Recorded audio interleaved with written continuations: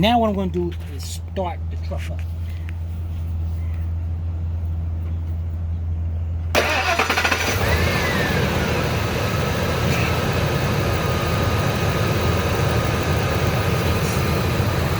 Okay, let me go right here.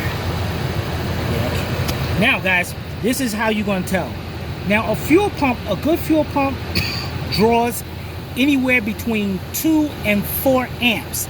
I can tell right now this is drawing close to 6 amps, which means I know there's a heavy strain on this fuel pump. It doesn't mean the fuel pump is bad. It could mean it's just have a clogged fuel filter.